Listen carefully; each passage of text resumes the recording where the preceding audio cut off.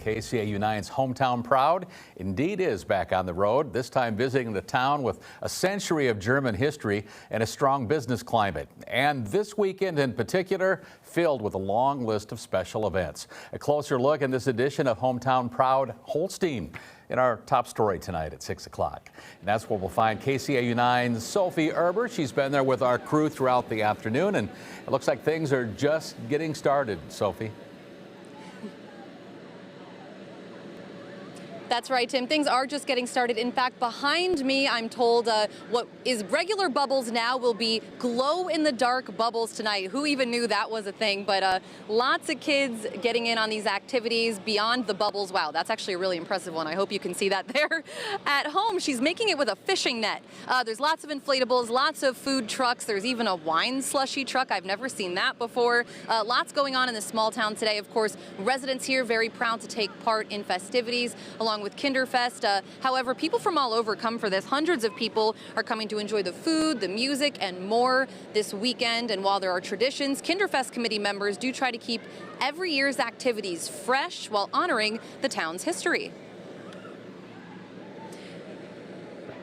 And for a town of about 1,501 people, the mayor told me there are exactly 1,501 people who live here. There's certainly a lot of passion for the community's history and heritage, and it's not a large point on the map, but it did have a notable moment during its founding. KCAU-9 reporter Tyler Euchner takes us back in time. By the 1860s, both Ida Grove and Cherokee were established towns, with farmers in between the settlements, until one man set up shop in the middle of nowhere. Mr. Thielman built essentially a dance hall, blacksmith shop, general store, tavern, everything included type of building about a mile or so outside of our present location of Holstein.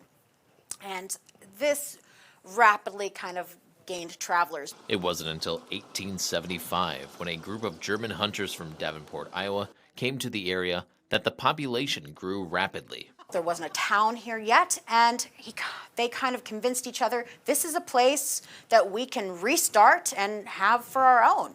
And so they moved over here in late 1870s, and Holstein became an incorporated town of about 400 people by 1882. Not long after, the settlement got its name. This area, before it properly gets the town name of Holstein, is called the German settlement. The first mayor of Holstein gave Holstein its name. He actually was one of those residents from New Holstein, Wisconsin. So that's kind of how Holstein got its name. And also because most of the German immigrants who had come here were from the Holstein area of Germany. For a point in time, Holstein was put on the map for a 100-foot bar.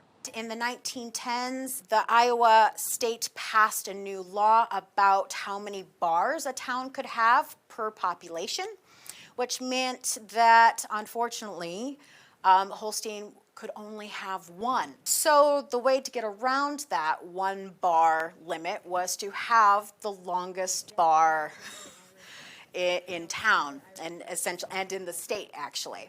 The bar was eventually disbanded, and over the years, the town of Holstein would continue to change, but not its German heritage.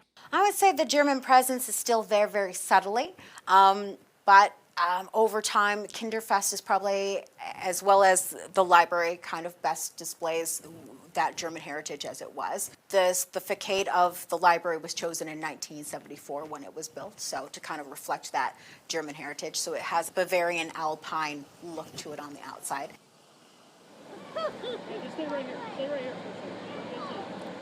And I have to tease something that's coming up just off camera. There's a woman here who is blowing a bubble that I've never seen before. It's filled with smoke. We'll get back to her in just a moment. But here in Holstein this weekend, there's also a major milestone being celebrated with a very special group of people. We caught up with them earlier today. It's the Holstein High School class reunion of 1974. Classmates from a half a century ago gathering at that country club. They were all reminiscing and sharing stories, both of their past in high school and their presents and everywhere they've been in between. One alumni we spoke with traveled all the way from the West Coast in California just to be here today.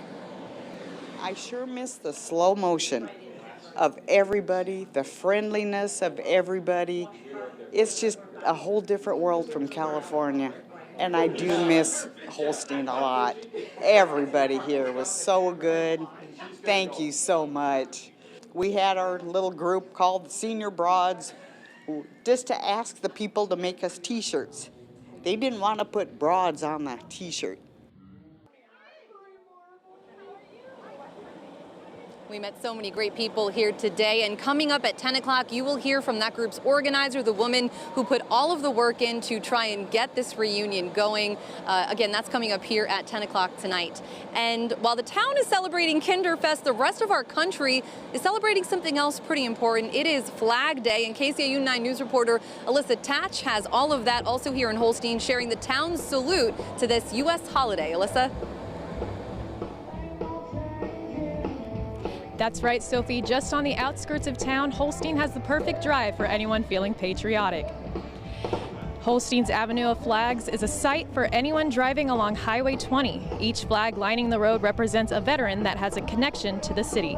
The avenue is now home to more than 500 flags, a large increase from when the tradition began in 2011. We've had to punch more holes in the ground, so that's been like, oh, we need more holes, we need more flags, and just to know how much this community cares about its veterans and the people that have served, it's really awesome. The avenue is set up 3 times a year, including Memorial Day, Flag Day, and the 4th of July. The flags will be taken down Monday at 6 p.m. Alyssa Tatch, KCAU-9 News. That worked, physically speaking. So we have smoke-filled bubbles here. They're fog. They're it's not fog. Anything, it's not going to hurt you. It's like a mini fog. It's amazing. She just blew one into my hand. Can we try that again for our viewers? I cannot believe that. That's really amazing. This is Special K's Bubbles. She has all kinds of tricks up her sleeve. Come here this weekend. If you're wondering what it feels like, there's a little bit of weight, and it's kind of warm. This is very strange. Thank you so much. And there you have it. We will conclude our Kinderfest and Holstein Hometown Proud festivities here on that bubbly note. Tim, I'll send it back to you in the studio. Sophie Erber reporting live in Holstein. Tim? All right, Sophie, enjoy the festivities and the great German food. There is plenty of that up there as well. We'll check back a bit later.